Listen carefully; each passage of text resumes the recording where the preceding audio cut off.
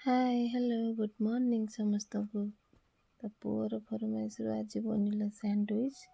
ଠିକ୍ ଯାଇକି ସେ ଟିଫିନ୍ରେ ନେଇକି ଯିବ। ସାନ ପୁଅ ବି ଶୋଇଛି, ବଡ଼ ପୁଅ ସ୍କୁଲ ପଳେଇ ଗଲାଣି ଅଲରେଡ଼ି। ତ ୟାଙ୍କ ପାଇଁ ତାଙ୍କର ସବୁ ଜୁସ୍ ବନେଇଦେଲି। ଡ୍ରାଏ ଫ୍ରୁଟ୍ସ ଗୁଡ଼ା ବି ବତୁରା ହେଇଥିଲା, ହଳଦୀ ପାଣି ବି କରିଦେଲି। ମୁଁ ଟିକେ ବ୍ରସ୍ କରିକି ଚିଆ ସିଡ୍ ମୋ ଭାଗ ଚିଆ ସିଡ୍ ପିଇଦେଲି। ଶୀତ ଦିନ ସକାଳରେ ଟାଇମ୍ଟା କେମିତିକା ପଳାଏ କିଛି ବି ଜାଣିବିନି। ତ ଆଜି ଆଉ ସକାଳୁ କିଛି ରୋଷେଇ କରିପାରିନଥିଲି। ତ ସେଇଥିପାଇଁ ଆମେ ବାଲେଶ୍ୱରିଆ ମୁଢ଼ି ମିକ୍ସଚର୍ ପିଆଜ କାକୁଡ଼ି ସବୁ ଗୋଳେଇ ଖାଇ ଦେଇଥିଲି।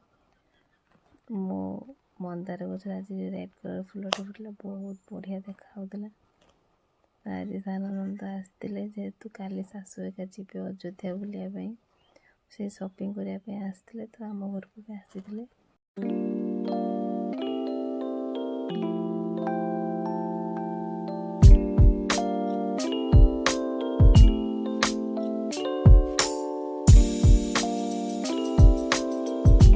ସନ୍ଧ୍ୟାବେଳେ ମୁଁ ଟିକେ କଫି ସହିତ ବିସ୍କୁଟ୍ ଗୋଟେ ଖାଇଥିଲି, ଯାହାକି ମୋ ଅଲ୍ ଟାଇମ୍ ଫେଭରେଟ୍ ନାସ୍ତା।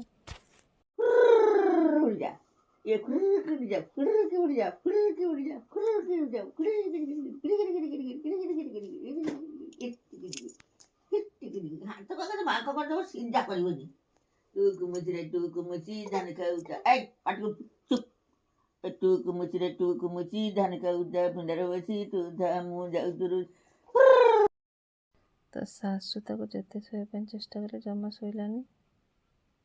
ତ ମୁଁ କହିଲି ଚାଲ ଆଜି ତ ଟିକେ ଗୋଟେ ଗୀତରେ ନଚେଇବି। ସେ ବି ତାର ଖୁସି ହେଇକି ନାଚୁଛି। ବ୍ୟସ୍ତତା ଭିତରେ ସବୁଦିନର ବ୍ଲଗ୍ଟାକୁ ନେକ୍ସଟ ହିଁ ଛାଡ଼ୁଛି।